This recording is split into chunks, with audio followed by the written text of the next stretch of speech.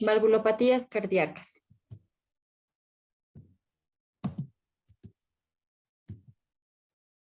Bien, antes de comenzar con las diferentes valvulopatías cardíacas, recordando un poco la anatomía de nuestro corazón, tenemos 4 cámaras, que son la aurícula derecha, aurícula izquierda, los ventrículos derechos y los ventrículos izquierdos. Tenemos a este nivel lo que son las válvulas auriculoventriculares, en este caso la válvula tricúspide y la válvula mitral. El nacimiento de los troncos arteriosos, ya sea el tronco pulmonar y la aorta, tenemos aquí lo que es la válvula pulmonar y a este nivel la válvula aorta o llamadas también las válvulas sigmoideas. Ahí tenemos las válvulas sigmoideas aórtico-pulmonar, las válvulas auriculoventriculares que serían la tricúspide y la mitral. Bien. Antes de comenzar, bueno, los mecanismos de sobrecarga cardíaca. Tenemos la sobrecarga de presión y la sobrecarga de volumen. ¿Qué es la sobrecarga de presión? Esta se va a producir por situaciones como, por ejemplo, en la estenosis valvular, produciendo o ocasionando una hipertrofia a nivel de miocardio, una cardiopatía isquémica, una disminución de la distensibilidad y una descompensación global. Que es sobrecarga de volumen. Se da como consecuencia de una insuficiencia valvular, produciendo aumento del volumen diastólico, aumento del volumen de eyección, una hipertrofia miocárdica concéntrica. Esto va a ocasionar aumento de las presiones diastólicas con repercusión al nivel del sistema venocapilar, aumento excesivo de los diámetros ventriculares, como podemos ver en la imagen, ¿no? Por ejemplo, en la imagen aquí vemos una insuficiencia de la válvula mitral. Entonces, eso va a ocasionar que haya una hipertrofia concéntrica, va a ocasionar aumento de la presión diastólica. ¿Ya? La fisiopatología de la estenosis se va a ocurrir por 4 mecanismos. Aumento de la resistencia al flujo anterógrado, genera lo que es justamente por este aumento de la resistencia vascular periférica o resistencia al flujo anterógrado, va a ocasionar la hipertrofia muscular en la cavidad que afecta, ya sea al ventrículo derecho o al ventrículo izquierdo. Aumenta el trabajo el trabajo ventricular latido, provoca sobrecarga de presión. Dentro de la fisiopatología de la insuficiencia se producen 2 eventos importantes. Va a provocar lo que es la sobrecarga de volumen. Esta va a generar una regurgitación retrógrada sistólica en la cavidad afectada. El volumen sistólico neto, volumen sistólico, el flujo regurgitado, ¿no? El flujo regurgitado y anterorado depende del área de la apertura de la válvula cerrada, resistencia periférica al flujo anterórado y la resistencia proximal al flujo retrógrado. Por ejemplo, ahí podemos evidenciar las válvulas insuficientes. En este caso sería la válvula aórtica, perdón, las válvulas auriculoventriculares mitral y tricuspidia. Y en este caso tenemos las válvulas sigmoideas o semilunares que corresponderían a la válvula aórtica y mitral. Entonces, antes de empezar con las valvulopatías, bueno, las valvulopatías como dentro de las causas, ¿no?, que pueden afectar, pueden ser de forma congénita o adquirida. En la actualidad, la más frecuente es la estenosis aórtica degenerativa o calcificada. ¿Ya? Tenemos, por ejemplo, las valvulopatías de origen orgánico. Con frecuencia van a progresar. Tenemos valvulopatías,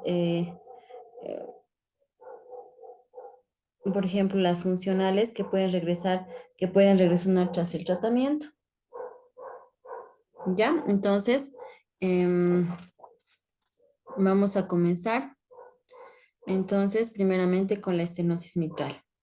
La estenosis mitral básicamente se refiere, pues, cuando el área valvular mitral, en el área valvular mitral se reduce, ¿no? O existe estenosis mitral. Y a medida que va a progresar esta estenosis, aparece un gradiente de presión diastólica entre la aurícula y el ventrículo izquierdo. ¿Ya? Ahí tenemos, ¿no? Entonces, la obstrucción del llenado del ventrículo izquierdo por alteración de la estructura de la válvula mitral. Entonces, podemos evidenciar en la foto, en la fotografía que hay un estrechamiento de la válvula mitral, ¿no? En este caso, una estenosis de la válvula mitral. Entonces, dentro de las causas más frecuentes, dentro de la etiología más frecuente para que se ocasione la estenosis de la válvula mitral, tenemos, por ejemplo, la fiebre reumática, ya que es la causa más frecuente de estenosis y de la doble lesión mitral, así como de la estenosis tricuspidia. Otras causas menos frecuentes que pueden ocasionar estenosis mitral, tenemos las congénitas, que corresponden, por ejemplo, al síndrome carcinoide, ciertas más que pueden aparecer en la aurícula izquierda, por ejemplo, el mixoma auricular o trombos de gran tamaño que pueden provocar un comportamiento hemodinámico similar a la estenosis mitral. ¿Ya? Entonces, esto se puede clasificar de acuerdo al estrechamiento de la válvula. Lo normal que es en el adulto es normalmente de 4 a 6 centímetros cuadrados. En la estenosis mitral leve se va a hacer cuando el área valvular va a ser entre 1,5 y 2,5 centímetros cuadrados. La estenosis mitral moderada entre 1 y a 1,5 y la estenosis mitral severa menor a 1 centímetro. Como les decía, dentro de la etiología, la más frecuente va a ser la fiebre reumática, las congénitas, por ejemplo, tenemos endocarditis infecciosa, la calcificación del anillo valvular, las colagenopatías carcinoide, ¿no? Entonces, ¿qué es lo que va a pasar? Entonces, dentro de la fiebre reumática, por ejemplo, va a ocurrir una fibrosis, la fusión, y esto va a ocasionar una fusión de las comisuras y de las cuerdas tendinosas del aparato valvular, con lo que va a resultar en la reducción del orificio valvular. La congénita durante la lactancia y la primera infancia, la válvula mitral va a estar en paracaídas, cuerdas tendinosas están a un solo lado. Ahí tenemos, por ejemplo, la endocarditis, en el cual igual va a afectar lo que es el aparato valvular, ocasionando un grado de estenosis. Ya tenemos las vegetaciones, por ejemplo, una fiebre, causada por una fiebre reumática. Entonces, ¿qué es lo que va a pasar en la fisiopatología? Entonces, va a haber una elevación de la presión en la aurícula izquierda, justamente por este cierre, ¿no? Ya sea de acuerdo a leve, moderado o severo del aparato valvular. Entonces, ¿qué es lo que va a hacer la aurícula? Va a aumentar o va a elevar la presión de la aurícula izquierda. Esto va a aumentar el gradiente diastólico de presión, o sea, el gradiente diastólico de presión o de llenado va a estar también aumentado. La diástole se acorta relativamente más que la sístole. La aurícula izquierda se agranda y se hipertrofia. Y eso en algún momento puede ocasionar una fibrilación auricular con, eh, en la complicación puede ocasionar trombos intracavitarios, que en algún momento, si la fibrilación auricular es de respuesta ventricular alta, puede, puede formar émbolos, ¿no? Por otro lado, la elevación de la presión de la aurícula izquierda hacia los capilares y las arterias pulmonares, en este caso mayor a 25 a 30 milímetros de mercurio, pueden ocasionar lo que es un edema pulmonar. La presión capilar postcapilar mayor a 500 aumenta la poscarga del ventrículo derecho, ocasionando lo que es la hipertensión pulmonar y con esta secundariamente puede ocasionar lo que es la insuficiencia cardíaca derecha, ¿no? En la estenosis mitral leve a moderada va a aumentar, bueno, va a estar todavía las presiones, la resistencia vascular, pero las presiones van a estar normales. Ya en la estenosis mitral severa va a haber presiones elevadas. Ya, entonces, Al elevar entonces la presión de la aurícula izquierda, por un lado va a ocasionar congestión pulmonar con hipertensión pulmonar activa pasiva, hipertrofia del ventrículo derecho, ocasionando una insuficiencia cardíaca derecha. Por otro lado, la dilatación de la aurícula izquierda o el remanso de la sangre, esto puede ocasionar, o sea, por remanso de la sangre, ocasiona trombos y esto puede ocasionar fibrilación auricular, en donde pueden mandar émbolos, ¿no? Va a haber una disminución de llenado del ventrículo izquierdo, con lo que va a haber una disminución del gasto cardíaco. ¿Ya? Entonces, eh, la arterioconstricción pulmonar de alguna manera puede proteger, ¿no? Un exceso de presión. Sin embargo, cuando esta se supera, ocasiona edema pulmonar. El gasto cardíaco, bueno, se mantiene normal en reposo y en casos leves a moderados puede aumentar de forma suficiente con el ejercicio y producir síntomas, ¿ya? En la estenosis mitral grave, el gasto cardíaco puede estar disminuido en reposo. Cuando pasa lo que es la fibrilación auricular o la taquicardia, puede ocasionar acorte de la diástole, por lo que va a aumentar el gradiente y va a empeorar la situación hemodinámica y los síntomas del paciente, ¿ya? Entonces, dentro de de la clínica de nuestro paciente, tenemos, ¿no? Los síntomas, por ejemplo, tenemos lo que es la disnea de esfuerzo, disnea paroxística nocturna, la ortopnea, el edema pulmonar franco. Y ya sabemos la definición, es la sensación subjetiva de falta de aire que nos va a referir el paciente. La disnea paroxística nocturna es cuando el paciente logra conciliar el sueño una hora más o menos y se despierta con una tos explosiva. Y la ortopnea, bueno, es la disnea del cúbito dorsal. Y bueno, esto puede estar ocasionada por lo, ya les había dicho, ¿no? Por aumento de la resistencia vascular, perdón, aumento de la presión venocapilar y ocasionar un edema pulmonar. Puede ocasionar una hemoptisis, que es un esputo rosado manchado de sangre, hasta hemoptisis franca, un dolor torácico opresiva, por ejemplo, en una fibrilación auricular por el remanso de la sangre, la fibrilación auricular por la dilatación de la aurícula izquierda, pues puede formar émbolos, ¿no? Trombos que pueden mandar, por ejemplo, el pulmón, entonces ocasiona un tromboembolismo pulmonar, por ejemplo, ¿ya? La hipertensión venosa pulmonar puede provocar la rotura, por ejemplo, de las conexiones venosas pulmonares y esto, bueno, secundario a esto puede aparecer lo que es la hemoptisis, que no suele ser muy grave, ¿ya? Está derivada de la congestión pulmonar, existe un aumento de la incidencia, en ese caso, de los procesos infecciosos, ¿ya? En casos de larga evolución es muy frecuente la aparición de arritmias auriculares, especialmente, como ya les decía, la fibrilación auricular, que al perder la contribución auricular al llenado ventricular izquierdo puede provocar taquicardia, acortar la diástole. Esto puede agravar los síntomas, incluso puede desencadenar edema agudo de pulmón. Y como ya les decía, es otra complicación también es lo que es el tromboembolismo pulmonar. Y otros síntomas un poco menos frecuentes pueden ser el dolor o la disfonía por compresión del nervio laríngeo recurrente por una aurícula izquierda muy dilatada, que se denomina el signo de Orter, o incluso la disfagia por compresión esofágica.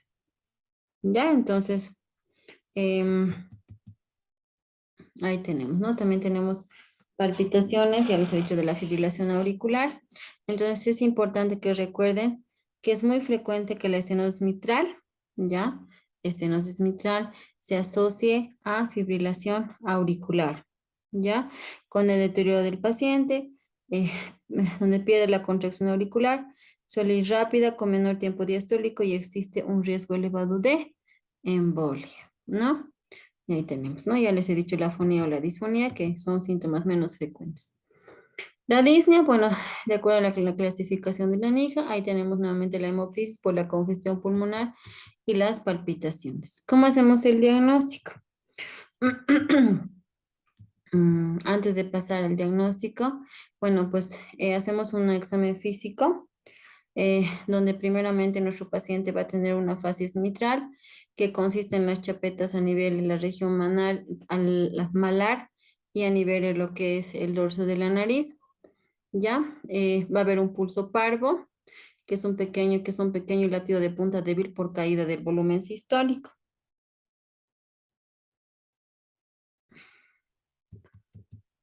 Y ya, también tenemos a nivel pulmonar, bueno, a nivel pulmonar, por esta congestión pulmonar podemos tener estertores pulmonares húmedos, un edema pulmonar, una ingurgitación yugular, los edemas y existen insuficiencia cardíaca. Bueno, cuando ya ha progresado hasta falla cardíaca, entonces, o sea, ya ha ocasionado, ya ha superado lo que es la hipertensión venocapilar a nivel pulmonar, entonces va a aumentar el gradiente de la presión de la arteria pulmonar con lesión, ¿no? Con congestión a nivel del corazón derecho y esto ya va a ocasionar lo que es la insuficiencia cardíaca derecha manifestándose con edemas, ¿no? Ahí tenemos entonces un resumen. En la inspección y palpación, rubor malar, cianosis, choque de punta en reborde esternal izquierdo, el decúbito lateral izquierdo y fremito en diástole, la presión arterial puede estar normal o baja. ¿Ya? Entonces, en las fases iniciales puede aumentar la intensidad del primer ruido, pero la fibrocalcificación valvular o a la aparición de la insuficiencia asociada se puede producir en algún momento una disminución, ¿ya? Entonces, al inicio el R1 puede estar acentuado. Existe también aumento del componente pulmonar del segundo ruido si hay hipertensión pulmonar. Entonces, si hay hipertensión de la arteria pulmonar, entonces va a tener todos los criterios de Chávez, ¿no? Entonces, que va a haber lo que es el R2 reforzado en segundo componente pulmonar, un soplo sistólico en foco tricuspidio, un levantamiento paresternal alto, un levantamiento paresternal bajo. A nivel de lo que es la matidez, va a ser mayor al área valvular, matidez, ¿no? Y también puede haber lo que es un soplo diastólico. A nivel de foco pulmonar, también puede existir lo que es un chasqueo de apertura de la válvula mitral.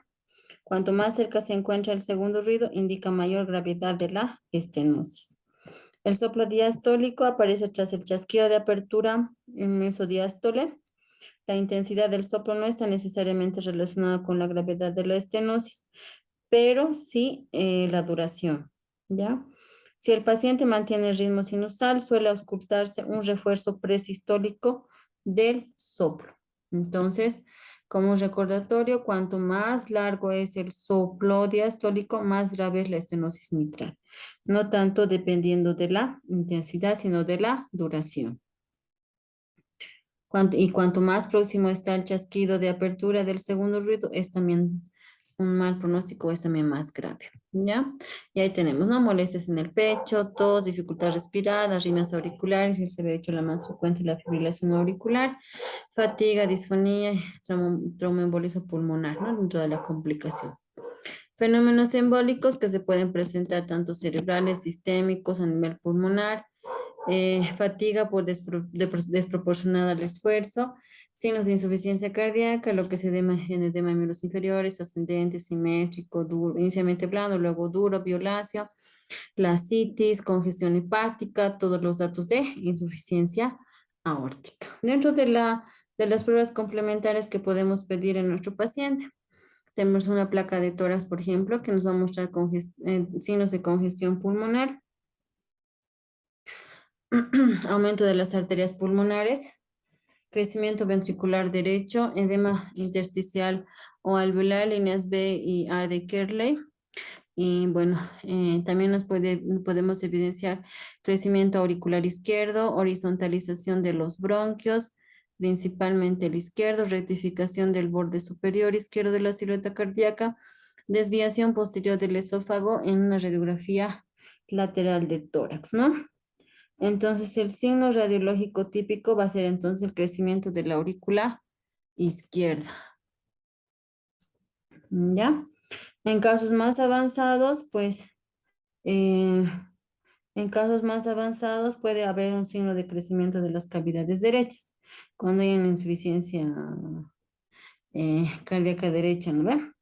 O en caso de una hipertensión pulmonar.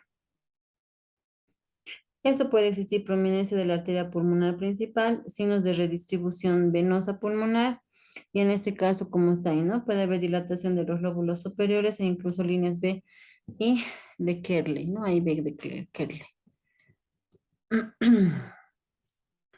Entonces, ¿qué más? En este caso también nosotros podemos hacer mano del electrocardiograma, que básicamente, si es que en etapas iniciales, bueno, en etapas ya un poco avanzadas, nos puede mostrar lo que ya les había dicho más antes, lo que es la fibrilación auricular característica. Y si, por ejemplo, el crecimiento de ventrículo derecho, pues entonces en ese caso va a haber lo que son criterios electrocardiográficos de crecimiento de ventrículo derecho. Y la ecocardiografía, no olvidarnos que nos va a permitir tanto valorar la morfología y el funcionamiento, sobre todo el funcionamiento de lo que es la válvula mitral, el grado de distorsión del aparato subvalvular, eh, y bueno, es característica, ¿no? El engrosamiento de los velos mitrales con la fusión de las comisuras. Y también nos va a mostrar lo que es la dilatación de la aurícula izquierda. Y nos va a permitir lo que es ver lo que es el área valvular, el gradiente que tiene esta válvula. Nos va a permitir también ver la presencia de trombos en las aurículas. em, ¿No es cierto? Eso. Entonces, dentro del tratamiento tenemos un tratamiento médico y un tratamiento mecánico. Dentro del tratamiento médico, puede ser, ¿no? Para mejorar los síntomas, sobre todo para evitar las complicaciones embólicas, ¿no? En este caso, si nuestro paciente está con fibrilación auricular, nosotros tendríamos que, uno, no retornar a ritmos sinusales, sino controlar la frecuencia cardíaca con antiarrítmicos y, bueno, prevenir el embolismo, ¿no? Puede ser anticoagulantes orales directos o puede ser heparina de bajo peso molecular, ¿no? La anticoagulación es bien importante entonces cuando el paciente está con fibrilación auricular.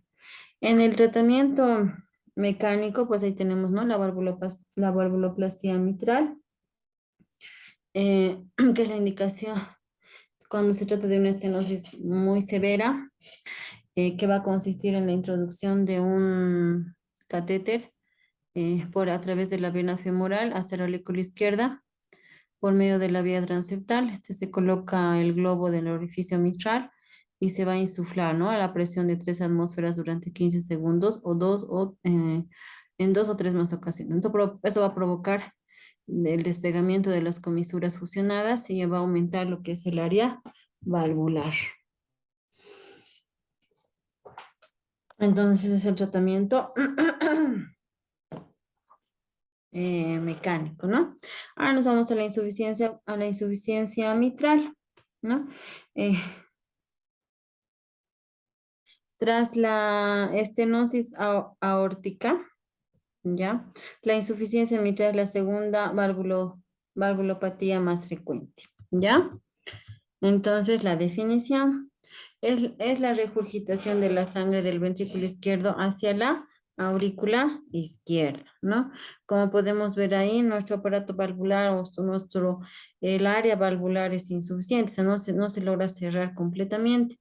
Esto va a ocasionar regurgitación de la sangre, se va a ir para atrás, ¿no? Hacia el ventrículo izquierdo de la aurícula izquierda.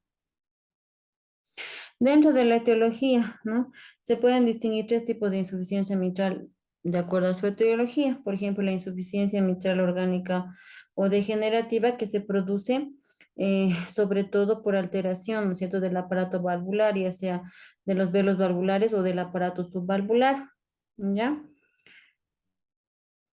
Esto puede ocasionar un prolapso de la válvula mitral, las calcificaciones idiopáticas, eh, mm, degenerativas del anillo mitral. Por ejemplo, ahí tenemos la fiebre reumática que representa el 33%, que suele producir en este caso una doble lesión mitral, la endocarditis infecciosa y el síndrome de Marfan. Y tenemos, ¿no es cierto? Tenemos otra, lo que es la insuficiencia mitral, en este caso isquémica, ¿no? Aquí tenemos dentro de las otras causas.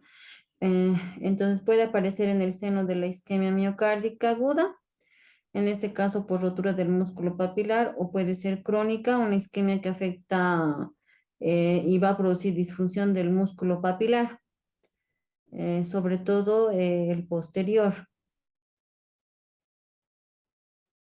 O puede ocasionar una alteración en la geometría y la contracción ventricular que tracciona en este caso el aparato subvalvular e impide la coaptación de los velos, ¿ya? Entonces la insuficiencia mitral o isquémica, a diferencia, ¿no?, de la insuficiencia mitral orgánica o degenerativa que va a afectar estructuralmente tanto el aparato valvular como subvalvular, ¿no? Otro tipo tenemos lo que es la insuficiencia mitral funcional por dilatación del anillo valvular. Esta puede producirse en cualquier enfermedad que produzca, por ejemplo, una dilatación importante del ventrículo izquierdo, por ejemplo, la miocardiopatía hipertrófica obstructiva, que ocasiona, ocasiones puede aparecer la insuficiencia mitral funcional secundaria al movimiento sistólico del velo mitral.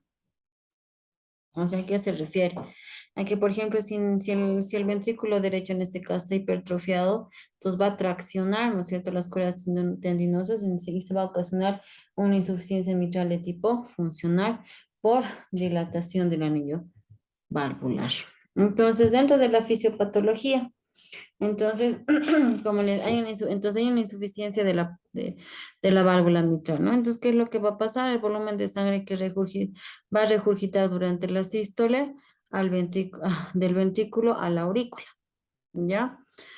Hay dos, de forma aguda y de forma progresiva. De forma aguda, entonces no hay posibilidad de adaptación, hay fracaso ventricular izquierdo y congestión pulmonar severa. Esto se puede ocasionar, por ejemplo, en la causa de una insuficiencia mitral isquémica, que por el infarto agudo de miocardio puede ocasionar, ¿no es cierto?, a nivel isquemia, ¿no?, de lo que son los músculos papilares del aparato valvular. Y esto finalmente puede ocasionar una congestión pulmonar muy severa, ¿no? De forma progresiva, las repercusiones escasas sobre el lecho vascular pulmonar, el ventrículo izquierdo tolera durante mucho tiempo esa sobrecarga mecánica, ¿no? La función ventricular se deteriora,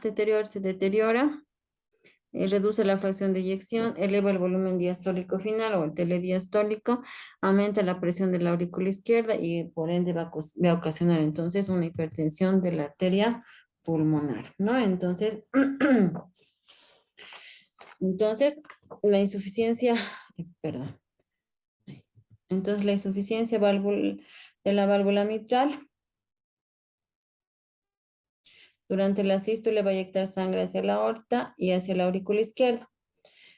Y esta, en este caso, va a tender a dilatarse, ¿no es cierto? A mayor presión aórtica, o sea, mayor postcarga, mayor va a ser el volumen de regurgitación, ¿ya?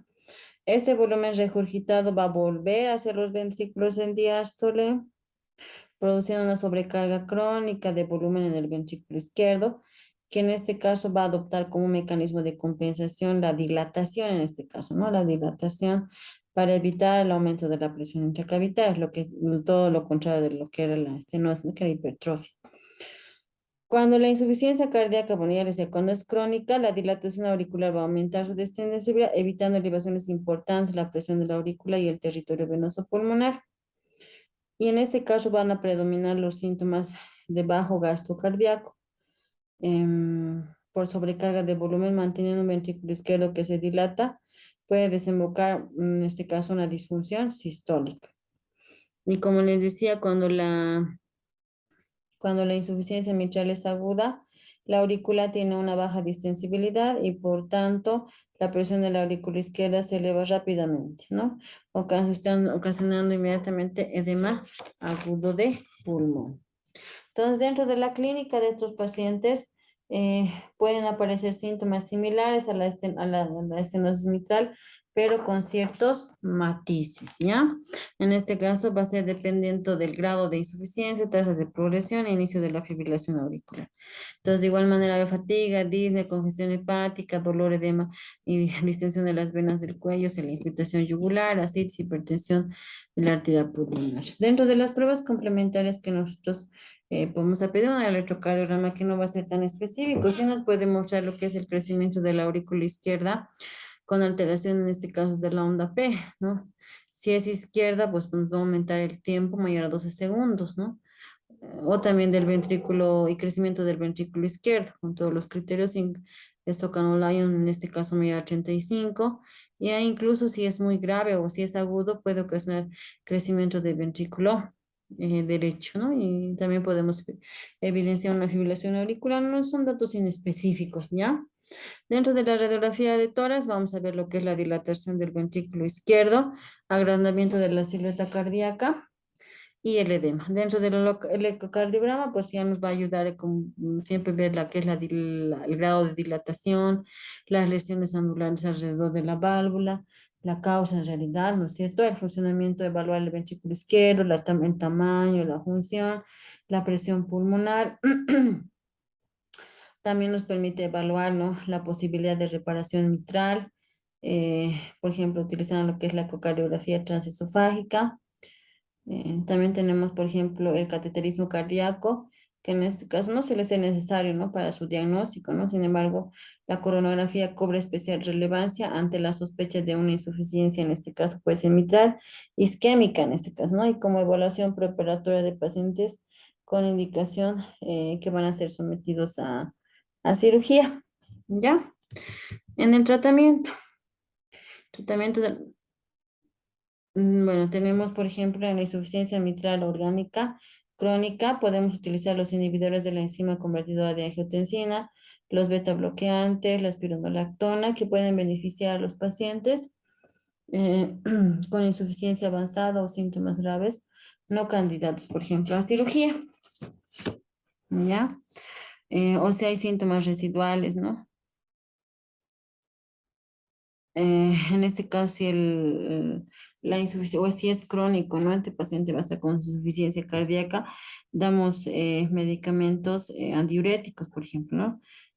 La furosemida, ¿no? Si en este caso está con fibrilación, entonces tenemos que dar lo que son los antiarrítmicos, la respectiva anticoagulación, ¿ya?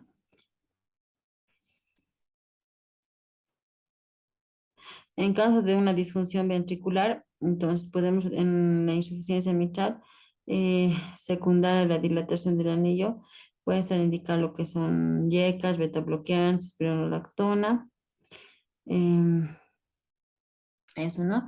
En cuanto al tratamiento quirúrgico, en este caso, por ejemplo, el estado del hipotenso ante el procedimiento quirúrgico puede ser candidato a colocar un balón de infarto, infártico, ¿no?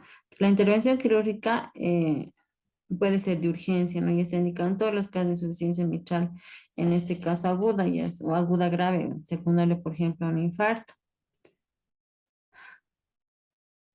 En las insuficiencias mitral orgánica crónica, con la aparición de los síntomas, de acuerdo a los síntomas, ¿no? Se puede optar para lo que es la intervención quirúrgica. En este caso, la indicación sería la presencia, ¿no?, de la disfunción del ventrículo con una disminución de la FEB y de la fracción de eyección del ventrículo izquierdo menor al 30%, o el diámetro telediastólico del ventrículo izquierdo superior a 55 milímetros. ¿Ya? Entonces, en este caso, bueno, podemos nosotros considerar lo que es la cirugía.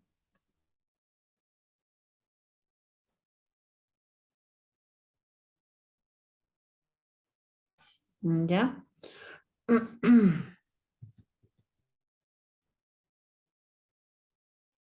Ahí tenemos, ¿no? Por ejemplo, eh, ahí tenemos las válvulas que nosotros podemos utilizar, por ejemplo, en, dependiendo, ¿no?, de la fracción de eyección y demás, ¿no? Podemos instalar lo que es la válvula mecánica en esa válvula que no es insuficiente, que no se puede cerrar de manera adecuada, ¿no es cierto?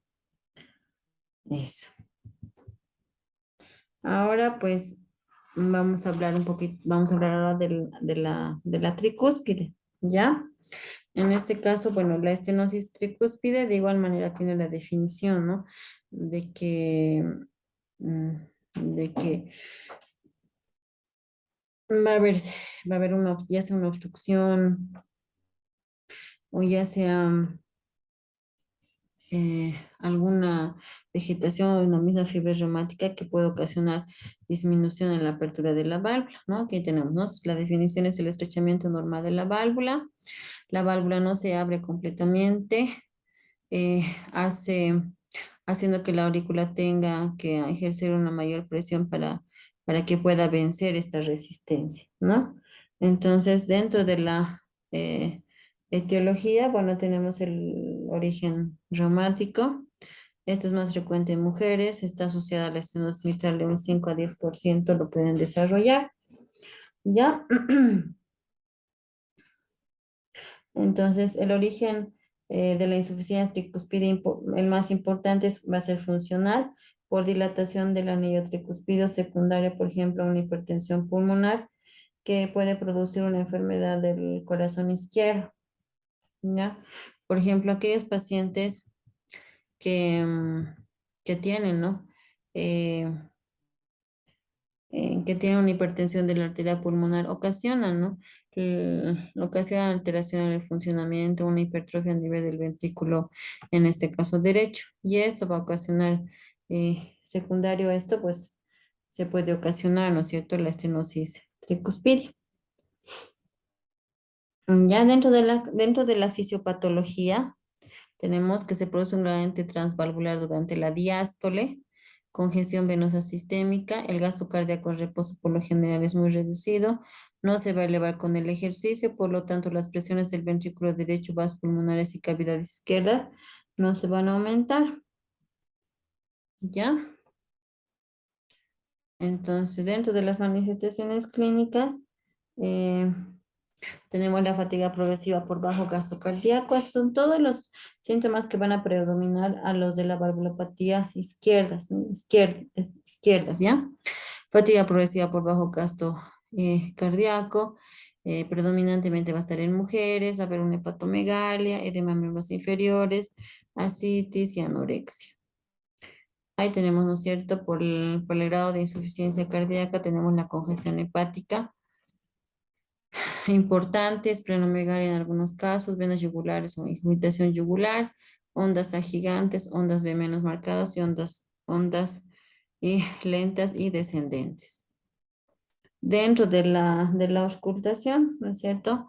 Podemos auscultar, por ejemplo, un soplo diastólico en foco tricuspidio que es similar al de la estenosis mitral, aunque típicamente no se aumenta con la inspiración, con el signo de Rivero Carvalho, con incremento inicial, ¿no es cierto?, de la intensidad del componente tricuspidio en el primer ruido. Dentro de las manifestaciones físicas, entonces, ruido de cierre valvular pulmonar no asentado, chasqueo de apertura de la válvula tricuspidia, después del cierre de la válvula pulmonar, un soplo diastólico en foco tricuspidio.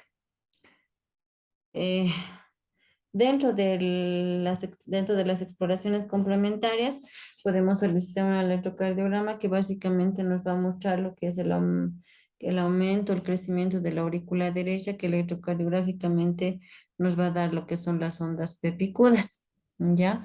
Y donde vamos a visualizar mejor lo que es la onda P, va a ser en la derivación 2 y en B1. Dentro de los estudios complementarios, voy a tener, ¿no?, una radiografía de tórax, donde va a destacar el tamaño de la aurícula derecha, una ecocardiografía que va a valorar, ¿no es cierto?, el engrosamiento y la morfología de la válvula tricuspidia y cuantifica el gradiente diastólico. ¿Ya? Y ahí tenemos el tratamiento. Bueno, es médico, consiste en una dieta hiposódica, los diuréticos para depletar, el control de arritmias si es que lo existiera, auriculares. La intervención mecánica se indica cuando los síntomas no mejoran, ¿no? Siga persistiendo los síntomas a pesar del tratamiento médico. Se puede hacer lo que es la valvuloplastia con balón en casos de estenosis tricuspide aislada y en estenosis graves, acompañado de una valvulopatía izquierda que puede ser operada. se puede utilizar o preferible lo que como ven aquí una bioprótesis, ¿ya? La insuficiencia tricuspidia, entonces, de igual manera, ¿no? Reflujo de la sangre a través de la válvula tricuspidia que se da durante la contracción del ventrículo derecho. Entonces, dentro de las causas podemos mencionar, el más frecuente va a ser, por ejemplo, lo que es la fiebre reumática también. em, Y bueno, en este caso generalmente se va a producir de tipo funcional, ¿no es cierto? En una hipertensión de la arteria pulmonar va a haber lo que es una hipertrofia y esto por esta insuficiencia, por dilatación o por jale de lo que son las cuerdas tendinosas de la válvula, del aparato valvular, van a ocasionar la insuficiencia tricuspidia, ¿ya? La insuficiencia tricuspida crónica es un poco habitual, es una causa poco frecuente de lo que es la endocarditis bacteriana, sobre todo en aquellas personas que utilizan drogas por vía parenteral. Entonces, la insuficiencia tricuspida, ¿no? Por pacientes que utilizan drogas por vía parenteral. En todos los otros trastornos, ya les había mencionado lo que es la fiebre reumática, la enfermedad de Epstein, el síndrome carcinoide, los traumatismos, la degeneración mixoide, el síndrome de Marfan, los infartos papilares de la tricúspide y el infarto del ventrículo derecho. ¿Ya? Entonces, dentro de la fisiopatología, bueno, en la deficiencia de la coaptación de estas válvulas tricuspidas durante la sístole ventricular origina una regurgitación, ya habíamos hablado a un principio, ¿no? De la sangre desde los ventrículos hacia la aurícula derecha. Lo mismo que pasa para de lo que es de la válvula mitral es lo mismo, ¿no? Pero en este caso del lado derecho. Se produce sobrecarga entonces crónica de volumen en ambas cavidades que eh, tratan de alguna manera compensar mediante su dilatación, pero finalmente puede producir una disfunción sistólica y la aparición de lo que son los síntomas de insuficiencia cardíaca derecha, que serían en este caso fatiga, lo mismo, ¿no? Signos de insuficiencia cardíaca derecha, edema, ascitis, claudicación, congestión hepática, y ahí tenemos los síntomas también. Rubor malar, cianosis, en este caso si se trata de el origen de una fiebre reumática, un R1 acentuado, un R2 que se acentúa y pues, se presenta un desdoblamiento, se ausculta un soplo diastólico, dependiendo si es que se produce por una hipertensión pulmonar. Y ahí tenemos los mismos signos, ¿no? Entonces, dentro de la exploración física ya hemos dicho, ¿no? Dentro de lo que es el examen complementario, un electrocardiograma y una radiografía, un ecocardiograma y una cardioresonancia también podemos pedir. Dentro del electrocardiograma y la radiografía podemos mostrar crecimiento en las cavidades derechas. Dentro del electrocardiograma por una rima auricular, junto a otros datos propios de la enfermedad subyacente. La ecocardiografía, como pueden ver ahí, puede confirmar el diagnóstico. Es bien importante lo que es la evaluación de la función del ventrículo derecho, la estimación, ¿no es cierto?, de la presión sistólica pulmonar, la medición del aparato del anillo valvular y la elevación de la de valvulopatías acompañantes, ¿ya? Entonces, la ecocardiografía. En el caso del tratamiento, habitualmente en la insuficiencia tricuspidia grave, se puede tolerar clínicamente por mucho tiempo, ¿ya? Sin embargo, eh, ante la presencia del empeoramiento, em, puede provocar y el pronóstico, ¿no? Que ocasiona una disfunción ventricular derecha que en algún momento puede ser irreversible. eh, entonces, ya se puede plantear la cirugía, una valvuloplastía, ¿no es cierto? Por ejemplo, podemos hacer una anuloplastía, que es una técnica de Vega, es un implante o el implante de un anillo protésico eh, que, eh, que se puede utilizar, ¿no es cierto? Que puede ofrecer en algún momento mejores resultados, ¿ya? De no ser la técnica factible, entonces se puede emplear, por ejemplo, una sustitución valvular por una prótesis, preferiblemente de origen biológico. Ya, entonces, eso. Ahora nos vamos a ir a las valvulopatías de los grandes vasos. ¿Ya? Entonces, la valvulopatía de los grandes vasos, vamos a hablar primero de la segunda, que es más, en este caso, más frecuente, lo que es la estenosis aórtica. De igual manera, ya hemos hablado un poquito de la fisiopatología, ¿no es cierto? De la estenosis aórtica, ¿ya? Entonces, la estenosis aórtica es la valvulopatía, en este caso, más frecuente y sobre todo a predominio del sexo masculino, ¿no? A cierta proporción, ¿no?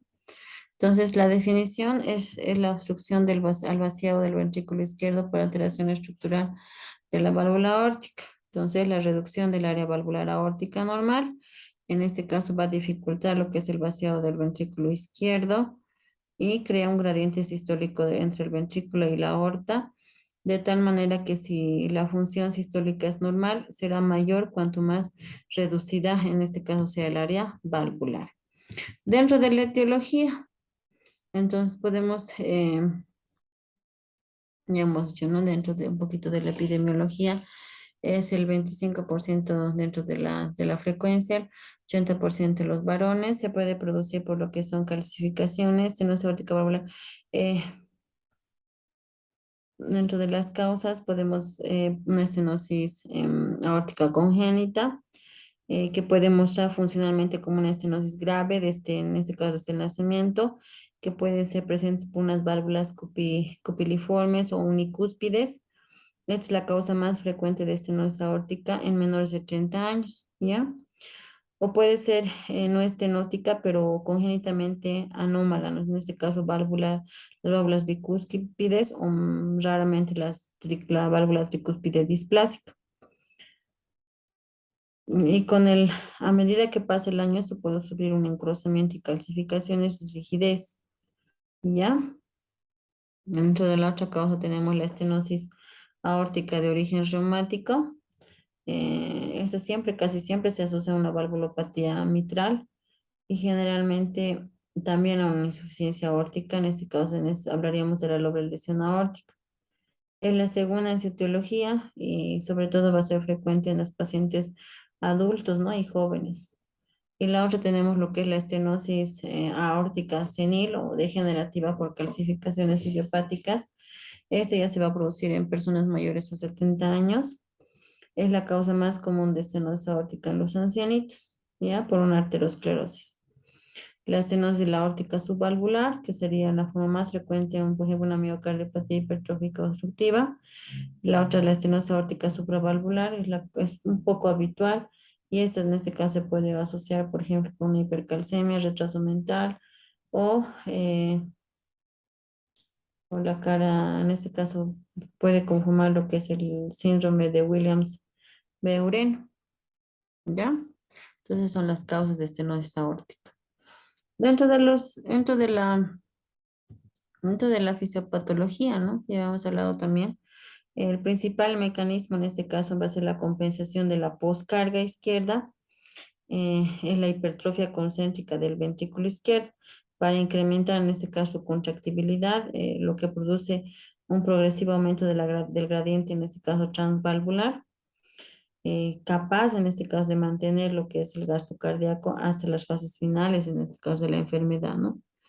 Se acompaña con una disfunción diastólica del ventrículo izquierdo, pero eh, por lo que es importante en este caso la contribución de lo que es de las aurículas en cuanto al llenado ventricular. Como consecuencia de esa disfunción sistólica o de este fallo diastólico, se incrementan, ¿no?, las presiones de las aurículas izquierdas y de forma retrógrada en el lecho vascular pulmonar y en casos de que se avance, ¿no?, la estenosis aórtica puede ocasionar hipertensión pulmonar y puede ocasionar a nivel una insuficiencia cardíaca en el lado derecho, ¿no? Entonces, de igual manera, puede haber disnea de esfuerzo, angina, síncope de esfuerzo, dependiendo del grado de disfunción diastólica, ¿no? Disminución de la presión sistólica, flómito palpable, impulso del ventrículo izquierdo desplazable lateralmente. En la auscultación va a haber un R2 reforzado, un R4 en punta de corazón por hipertrofia del ventrículo derecho, Como bien sabemos, el R4 nos va a denotar, ¿no es cierto?, la patada auricular, que es la contracción auricular al final de la diástole frente a un ventrículo poco distendible. Va a haber un soplo mesosistólico de baja frecuencia, rudo. Se transmite ascendente en dirección a arterias coronarias, un soplo corto de una intensidad 3/4. Dentro del electrocardiograma, dentro del diagnóstico, entonces, la clínica más importante en los casos es angina, síncope y disnea, ¿ya? Dentro de la, ¿qué más hemos visto? Ya, dentro de los exámenes o datos laboratoriales, pues, tenemos un electrocardiograma, donde puede haber una depresión del segmento ST, si fuera isquémica, ¿no? Todos los datos electrocardiográficos de una isquemia. También hay datos de lo que es crecimiento de la aurícula, en este caso izquierda, una P pulmonar, crecimiento auricular izquierda, pero una P bimodal o mitral, ¿no es cierto? En la radiografía de tórax, lo que nosotros podemos evidenciar va a ser excepto ¿no? en casos avanzados, eh, con la dilatación del ventricular de la silueta cardíaca, la dilatación postestenótica de la aorta ascendente. A veces se puede apreciar las calcificaciones de la válvula aórtica.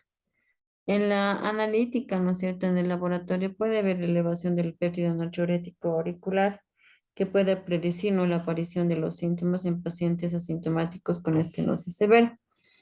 La ecocardiografía, ¿no?, es la más importante, que nos va a permitir ver la morfología, las calcificaciones, la movilidad de la válvula aórtica, mientras em, con el Doppler, ¿no? Con el Doppler puede calcular lo que es el gradiente sistólico y estimar lo que es el área valvular. Se considera, ¿no?, una estenosis aórtica severa cuando el área valvular está menor a 0,6 centímetros metro cuadrado, ya, de superficie corporal, en general menor a 1 centímetro en adultos, ¿no? Esto corresponde en presencia de un gasto cardíaco normal con fracción de eyección conservada, con un gradiente medio, en este caso transvalvular sistólico, mayor a 40. También en presencia de gasto cardíaco, una fracción de eyección de menos de 40%, es difícil, ¿no?, valorar un área valvular pequeña congruente con el diagnóstico de estenosis severa. Entonces, simplemente muestran la incapacidad del ventrículo para abrir completamente la válvula, ¿no? La estenosis o una verdadera estenosis severa. Eso, ¿no? Con lo que respecta al tratamiento, tenemos bueno, la cirugía. Entonces, el tratamiento médico es evitar lo que son las actividades físicas, evitar deshidratación, la hipovolemia, los betabloqueantes, los YECA, la nitroglicerina. El tratamiento quirúrgico está indicado cuando el área valvular es menor o igual a 1 centímetro metro cuadrado de superficie corporal, ¿ya? Por ejemplo, en este caso, una cirugía en la estenosis severa, ¿no? Y ante cualquier síntoma clásico, que puede ser una angina de pecho o síncope o disnea, ¿no? La estenosis aórtica severa asintomática, la corrección quirúrgica por lo general no está indicada, ya, pero sí en la estenosis aórtica severa, que tiene síntomas clásicos, ¿ya? Entonces, el tratamiento de elección quirúrgico es el reemplazo de la válvula por una prótesis, ¿ya? Y en las personas que tienen enfermedad coronaria o indicación de revascularización, deben practicarse derivación coronaria en el mismo acto quirúrgico, en el mismo acto del recambio por prótesis, ¿ya? Y en los niños con estenosis aórtica congénita, el tratamiento de elección es la valvuloplastia percutánea con valor. En los adultos, o la comisurotomía quirúrgica puede ser alternativa, ¿no? Como en este caso mencionamos la técnica de Ross. En los adultos, la valvuloplastia percutánea es una técnica ya paliativa, ya unos pacientes hemodinámicamente inestables y que tengan alto riesgo quirúrgico. En este caso, el tratamiento médico está un poco limitado, ¿ya? A diferencia de las demás valvulopatías, ¿ya? Ahora vamos a irnos a la insuficiencia aórtica. En este caso, va a consistir, ¿no?, en la existencia de una deficiencia de cooptación de las válvulas aórticas en diástole, ¿ya? Con lo que aparece la regurgitación de la sangre desde la aorta al ventrículo izquierdo. Y puede aparecer en diástole, ¿ya? Entonces, insuficiencia aórtica.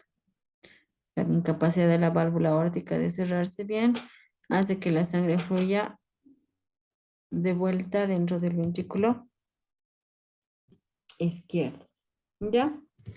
Dentro de la etiología de la insuficiencia cardíaca, perdón, de la insuficiencia aórtica, tenemos la valvular y por dilatación del anillo. Dentro de la valvular te podemos dividirla también en lo que es crónica y aguda. Dentro de la causa aguda tenemos la endocarditis infecciosa y la causa crónica la fiebre reumática. Por dilatación del anillo, ¿no? Por una disección de aorta como causa aguda y como causa crónica una enfermedad de Marfan, ¿ya? Dentro de la fisiopatología, bueno, es lo que hemos mencionado, ¿no? Por la regurgitación, ¿no? La sangre que durante la diástole regurgita desde la aorta hacia los ventrículos izquierdos, provocando una disminución, en este caso del gasto cardíaco, y aumenta el volumen de presión telediastólico en el ventrículo. En la insuficiencia, igual, ¿no? La insuficiencia aórtica crónica y aguda. En la crónica, el principal mecanismo de compensación es una dilatación excéntrica, ¿no?, del ventrículo, con lo que aumenta la precarga y se mantiene el gasto cardíaco hasta etapas más avanzadas. Cuando la insuficiencia ya aórtica es aguda, como no va a dar tiempo a la adaptación ventricular, entonces eleva considerablemente la presión diastólica ventricular, que se traduce en un soplo diastólico más precoz y corto, y existe una marcada caída del gasto cardíaco. Dentro de la clínica del paciente que va a tener una insuficiencia aórtica, tenemos la crónica, ¿no?, que suele permanecer asintomática durante varios años, hasta que aparezca la disfunción sistólica del ventrículo izquierdo. El síntoma más importante de la insuficiencia aórtica crónica, en este caso la disnea de esfuerzo, el dolor torácico, ¿ya? En las fases avanzadas pueden aparecer síntomas de bajo gasto anterógrado e hipertensión pulmonar con datos de falla cardíaca derecha.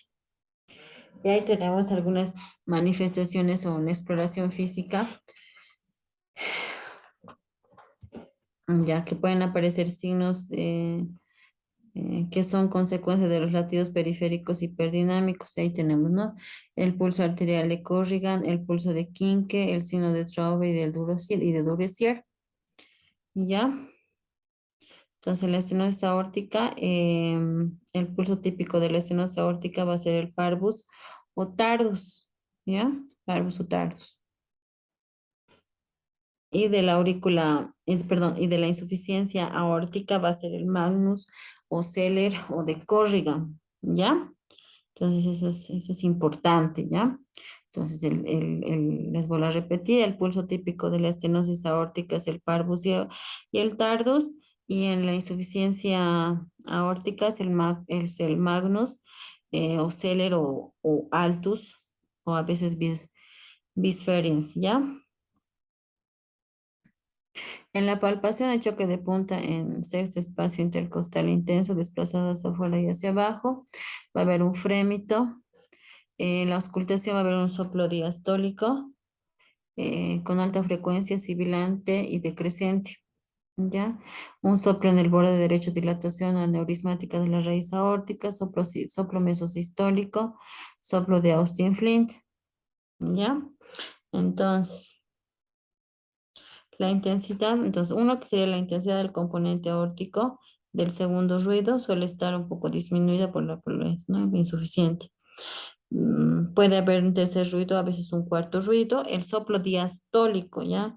Comienza inmediatamente después del segundo ruido, primer segundo ruido que va a ser decreciendo de alta frecuencia que se ausculta mejor a nivel de lo que es el foco accesorio de ER. El soplo es generalmente más intenso y más largo cuanto más grave es la insuficiencia crónica, en este caso crónica, ¿no? También puede existir un soplo mesosistólico por hiperflujo de la válvula aórtica. Puede mostrar también un soplo meso, en la auscultación soplo mesodiastólico presistólico localizado en la punta. Entonces aquí lo que quiero que recuerden es esto, ¿ya? Entonces el nombre propio son el soplo que va a presentar, en este caso la insuficiencia aórtica, es el soplo eh, de Austin Flint.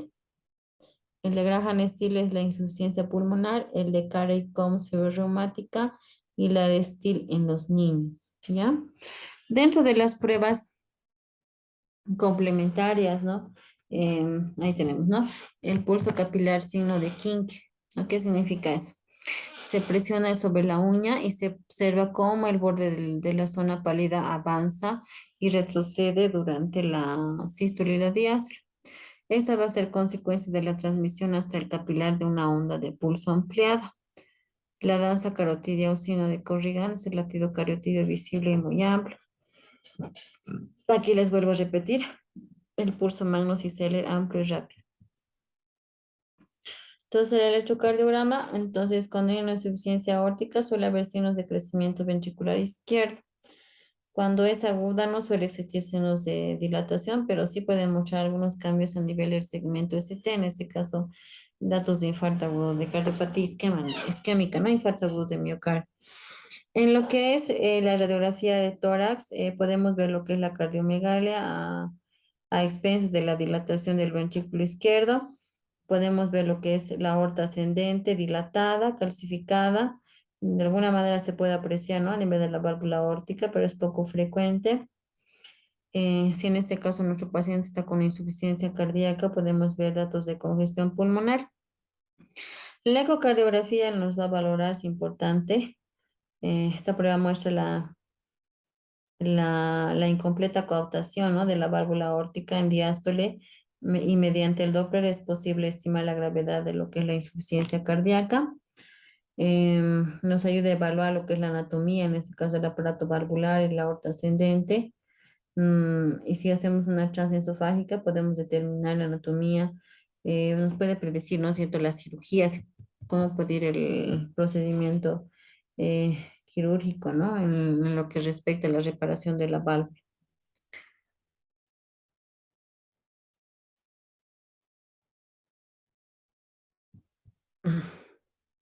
En el tratamiento, bueno, tenemos un tratamiento eh, dependiendo también, ¿no? Entonces podemos tener en insuficiencia aórtica aguda y en insuficiencia aórtica crónica. Entonces podemos tener lo que es los diuréticos intravenosos y vasodilatadores y la intervención quirúrgica necesaria en las 24 horas después del diagnóstico. En una insuficiencia aórtica crónica podemos utilizar lo que son los diuréticos, los vasodilatadores en la disnea de esfuerzo, en arritmias cardíacas e infecciones sistémicas, intentar con nitroglicerina o sí, ¿ya? Y el tratamiento quirúrgico, tenemos lo que es la dilatación. Bueno, tenemos eso. Puede ser lo que es la dilatación de la aorta ascendente, superior a 45 milímetros, por ejemplo, en el síndrome de Marfan. em, y cuando la insuficiencia aórtica se acompaña, ¿no?, de la dilatación de la aorta ascendente, se puede hacer lo que es una cirugía de reconstrucción con implantación de prótesis tubular aórtica. ¿Ya? Entonces, como un resumen, frente a lo que es a la actuación de la insuficiencia aórtica grave, entonces en la aguda podemos utilizar nitroprusiato, diuréticos, inotrópicos. La cirugía tiene que ser precoz antes de las 24 horas. En la crónica la vamos a dividir en dos etapas, ¿no? Asintomática y sintomática. Si es sintomática, entonces tenemos que hacer la cirugía. Si es asintomática, vemos, ¿no? Sin dilatación de la aorta ascendente, con dilatación de la aorta ascendente. Sin dilatación de la aorta ascendente, entonces valoramos la fracción de eyección. Si es mayor al 50%, eh, hacemos un seguimiento estrecho. Si la FEBI es menor al 50%, la cirugía. Por ejemplo, con dilatación de la aorta ascendente, si es mayor a 45, por ejemplo, en el síndrome de Marfan o mayor a 50 milímetros en una bicúspide, ¿no? Podemos utilizar un beta bloqueantes y los YECs. Y la cirugía puede ser combinada, ¿no? Dependiendo. Finalmente, pues vamos a hablar de lo que es la valvulopatía pulmonar, en este caso, la estenosis pulmonar. ¿Ya? Entonces, la estenosis pulmonar, como definición, vamos a tener que es la obstrucción parcial al flujo de salida del ventrículo derecho debido a una deformidad congénita de la válvula pulmonar. ¿Ya? Entonces, en este caso, bueno, dentro de la etiología suele ser congénita y aislada con frecuencia. Se puede asociar a algunas cardiopatías también de origen congénito.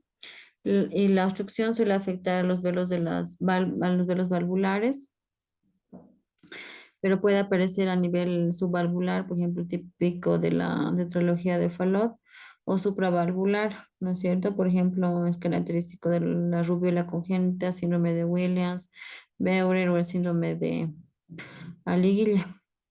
Dentro de la etiología adquirida, pues podemos tener a la fiebre reumática también, eh, y al síndrome carcinoide, ¿ya? Entonces, en cuanto a la fisiopatología, ¿no? Podemos indicar que hay aumento de la resistencia y la salida de la sangre a pulmones, el ventrículo derecho aumenta el grosor y resultado compensa la resistencia, va a disminuir lo que es el volumen ventricular telediastólico y disminuye la capacidad ventricular y del gasto cardíaco, ¿no? Entonces va a aparecer un gradiente sistólico entre el ventrículo derecho y la arteria pulmonar, con hipertrofia del ventrículo compensador y disminución de su distensibilidad. En casos extremos, por ejemplo, membrana imperforada, existencia cianosis neonatal, y en este caso, pues la reparación puede ser, por ejemplo, en un ductus arterioso con prostaglandina E.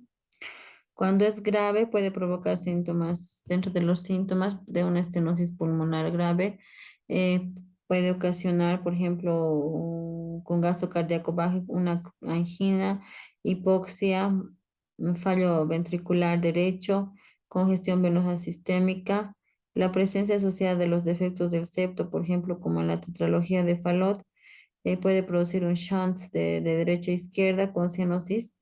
Los casos de estenosis pulmonar aislada leve o moderada suelen ser asintomáticas ya durante la vida. En cuanto a los datos de exploración física, incluye lo que es la onda A prominente en el pulso venoso yugular, una atenuación progresiva del segundo ruido al avanzar la gravedad, con desdoblamiento amplio, ¿no? Del cuarto ruido derecho, a veces el clic de apertura de la válvula, ¿ya? En este caso, bueno, el tratamiento, bueno, de elección de la estenosis aislada es la válvuloplastía percutánea con balón, cuyos resultados, bueno, pues van a ser positivos a corto y a largo plazo, ¿ya? Ahí tenemos, ¿no? El válvuloplastía. Y bueno, en la estenosis leve, pues tenemos que hacer una vigilancia periódica, ¿no? Luego tenemos, bueno, la insuficiencia pulmonar, ¿ya?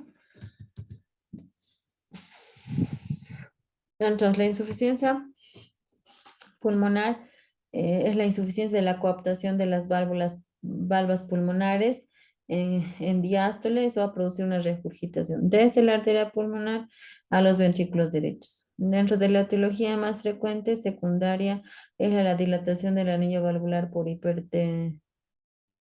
hipertensión pulmonar de cualquier causa, ¿no? O más excepcionalmente por anomalías congénitas del tejido conjuntivo, que por ejemplo puede ser el síndrome de Marfan. En raras ocasiones pueden ser de causas orgánicas, ¿ya? Traumatismo reumática, síndrome carcinoide o asociada a estenosis pulmonar congénita con válvulas displásicas, ¿ya? Entonces aquí la sobrecarga de volumen del ventrículo derecho hace que este se dilate, ¿no? Pero con el paso de los años este mecanismo de compensación se vuelve insuficiente y aparece disfunción del ventrículo derecho y los síntomas, en este caso de insuficiencia cardíaca derecha, ¿no? Entonces, dentro de la exploración, el dato más relevante va a ser lo que es el soplo diastólico en el foco pulmonar, que se incrementa con la inspiración, soplo de Graham Still, ¿ya? Esto es importante, por favor. Entonces, el soplo que se va a producir una insuficiencia pulmonar va a ser el soplo de Graham Still, que es un soplo diastólico. La intensidad del componente pulmonar, en este caso del segundo ruido, suele estar disminuida, ¿no? Salvo en la presencia de hipertensión pulmonar, en el cual va a estar aumentada. Mm, dentro de lo que es dentro de lo que es los diagnósticos en el electrocardiograma, pues van a mostrar los datos típicos de crecimientos de cavidades derechas. En la radiografía se puede observar la dilatación de la arteria pulmonar. En la ecocardiografía y en la resonancia magnética nos permite, ¿no?, de ver la dilatación del anillo y la arteria pulmonar. Eh, y mediante el Doppler, ¿no? Pues nos permite detectar la gravedad de la insuficiencia. El tratamiento básicamente consiste en la corrección quirúrgica sobre la válvula pulmonar por insuficiencia aislada. Se puede utilizar también lo que son los diuréticos. La digoxina puede ser beneficioso para el control de los síntomas de la insuficiencia cardíaca, en este caso derecho. Y ahí tenemos, ¿no? El tratamiento, ¿no? Que sería en este caso el recambio, ¿no? La valvuloplastía. Bueno, con esto hemos concluido la teórica de ahora, eh, con las recomendaciones que se les ha hecho durante la presentación. Ya, entonces aquí estamos, ¿no?